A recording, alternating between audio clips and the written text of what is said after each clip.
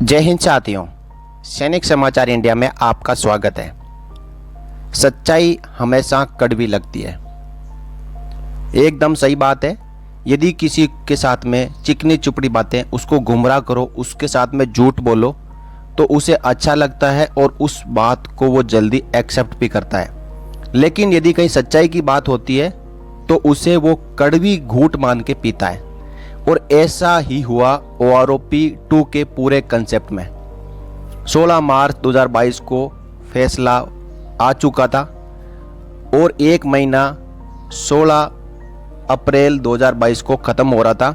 उससे पहले 13 अप्रैल 2022 को ऑनरेबल सुप्रीम कोर्ट में इस फैसले के खिलाफ, यानी इस फैसले को रिव्यू करने के लिए रिव्यू पिटीशन डाल दी गई।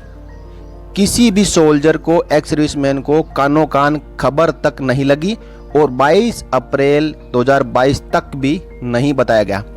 23 अप्रैल 2022 को ये एक घोषणा की ट्वीट के जरिए कि हमने OROP के जजमेंट के खिलाफ रिव्यू पिटीशन डाल दी है।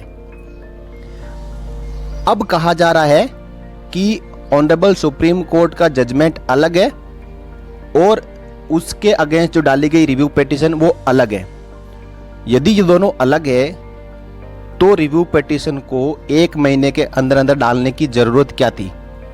उसी फैसले के अगेंस्ट डाली गई है तो वो अलग कैसे हो सकती है? अब 16 मार्च 2022 से लेके आज 16 जून 2022 है। जो ऑनरेबल सुप्रीम कोर्ट की ओर से जजमेंट में कहा गया था कि 3 महीने के अंदर अंदर पेंशन टेबल जारी करके, यानी OROP 2 की टेबल जारी करते हुए एरियर और पेंशन तमाम OROP 2 लाभार्थियों को दे दिया जाए। 3 महीने तो खत्म हो चुके हैं। इन 3 महीने के बीच में कई जो ऐसे सोर्सेज हैं, जो चैनल्स हैं, उन्होंने अपनी डेली रोटियां सेकी। कल क्या होगा, परसों क्या होगा, आज 10 जून है, कल 12 जून है, 5 दिन बचे हैं, आज 15 जून है और आज वो कहेंगे 16 जून आ चुका है लेकिन पेंशन टेबल, एरियर और रिवाइज पेंशन एक्स सर्विसमैन को नहीं मिली। सबको पता है नहीं मिली। और इसके पीछे कारण क्या है? OROP की रिव्यू पिटीशन। दोनों जजमेंट, दोनों मामले एक ही है। जो जजमेंट उसके अगेंस्ट रिव्यू पिटीशन, तो वो रिव्यू पिटीशन या तो लिस्ट हो या फिर वो खारिज हो और या उसके ऊपर कोई फैसला आए कि रिव्यू पिटीशन है जो एक्सेप्ट नहीं की जाती है। OROP 2 की टेबल, पेंशन और एरियर के मामले में हमारी सरकार का भी यही रवैया है कि ये मामला जितना लेट हो, 2023 लास्ट तक चला जाए तो ये आने वाले इलेक्शनों का मुद्दा बन सकता है। और इसमें होना यही है साथियों कि जब तक आपकी रिव्यू पिटीशन फाइनल नहीं हो जाती, उसके बाद फ्रेश जो ऑनरेबल सुप्रीम कोर्ट के आदेश नहीं आ जाते, तब तक आपको OROP 2 का लाभ नहीं मिल सकता है।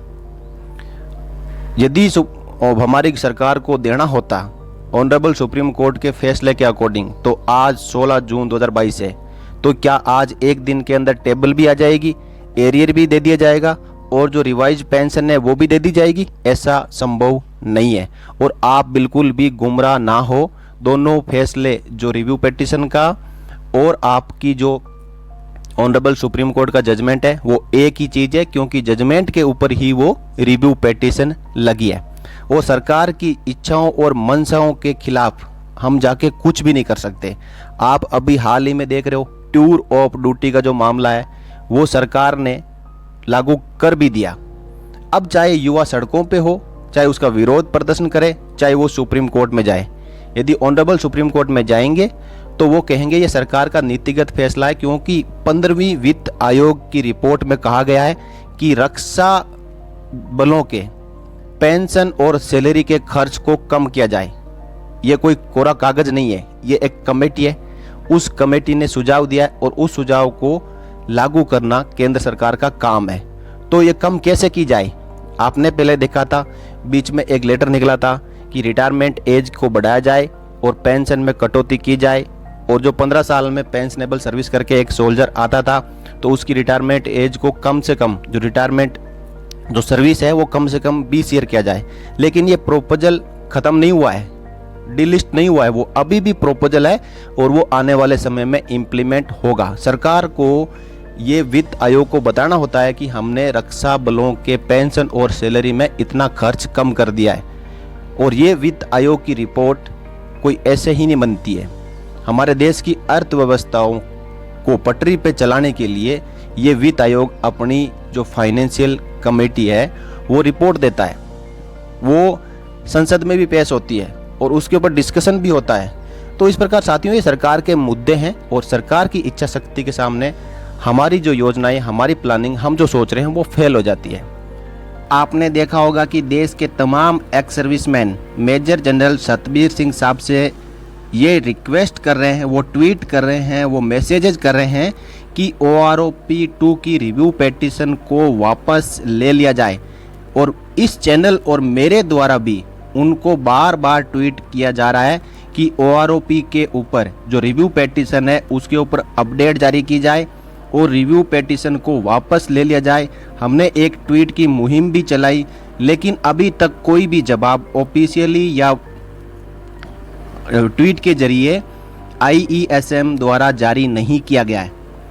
ये एक सोची समझी प्री प्लान्ड साजिश है। इसका मतलब OROP 2 दिलवाना नहीं, रिव्यू पेटिशन का मतलब है OROP 2 को रुकवाना। और वो किसके इशारे पे रुकवाना, कितना आगे बढ़ाना।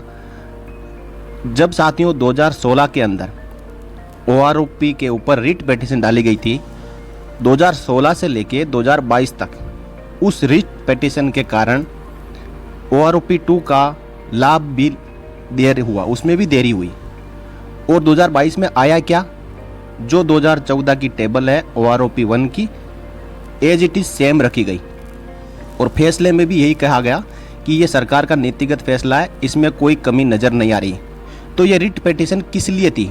ये थी 1 जुलाई 2019 से OROP 2 के मिलने वाले लाभ को लेट करने के लिए। OROP 2 के मामले में आपको दोबारा से स्पष्ट कर देता हूं कि जब भी ऑनरेबल सुप्रीम कोर्ट में हॉलीडे सेशन खत्म होगा, जब वापस कोर्ट शुरू होंगे, उसके बाद इसके ऊपर विचार किया जाएगा। यदि वो OROP 2 की रिव्यू पेटिशन लिस्ट हो चुकी है तो उसके ऊपर फैसला आने तक आपको सरकार OROP 2 की टेबल, पेंशन और एरियर नहीं दे सकती। तो साथियों ये थी छोटी सी जानकारी आपके लिए, और आप गुमराह ना हो, सच खबर देखें और अफवाहों से बचें। मिलेगा आपको OROP 2 का एरियर और पेंशन, एक दिन जरूर मिलेगा, लेकिन सही वक्त पे मिलेगा। 16 मार्च 16 जून से नहीं, आपको जरूर इसकी खुशखबरी मिलेगी और जितना आपका पैसा बनता है वो मिलेगा OROP 2 की टेबल जारी होने के बाद।